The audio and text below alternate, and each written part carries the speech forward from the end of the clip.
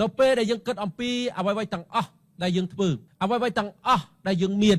សូមឲ្យការប្រើប្រាស់ទាំងពេលវេលាទាំងធនធានរបស់យើងហើយនឹងអ្វីៗទាំងអស់ដើម្បីថ្វាយសេរីរុងរឿងទៅដល់ព្រះជាម្ចាស់យាងព្រះអង្គគង់នៅក្នុងកិច្ចការគ្រប់កិច្ចការទាំងឡាយដែលយើងធ្វើខ្ញុំដឹងថាលោកអ្នកបងប្អូនមានគម្រោងផែនការល្អសម្រាប់ខ្លួនឯងសម្រាប់ព្រះរាជរបស់ព្រះជាម្ចាស់សម្រាប់ក្រុមគ្រួសារគ្រប់បែបយ៉ាងប៉ុន្តែកុំឲ្យយើងមានការយល់ច្រឡំឬក៏ភ័ន្តច្រឡំត្រង់ចំណុចមួយ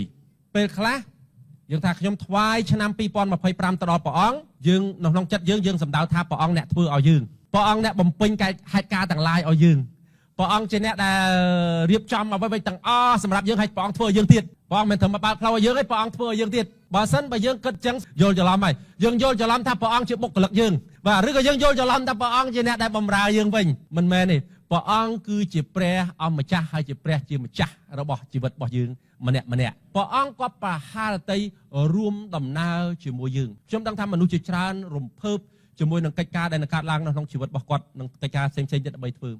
ប៉ុន្តែខ្ញុំចង់ប្រាប់លោកអ្នកបងប្អូនចេះមួយថាអាចមានហានិភ័យមួយចំនួនអាចមានឧបសគ្គមួយចំនួនកើតឡើងនៅក្នុងជីវិតរបស់យើងផ្ទាល់ព្រះអង្គមានប្រាប់បន្ទូលសន្យាជាមួយយើងថាព្រះអង្គគង់នៅជាមួយយើងហើយព្រះអង្គនឹងជួយយើងតែយើងជាអ្នកដែលត្រូវឆ្លងកាត់យើងជាអ្នកដែលត្រូវធ្វើដោយទុកចិត្តហើយរួមជាមួយនឹងកម្លាំងដែលមកពីព្រះអង្គដើម្បីជួយយើងអាមែន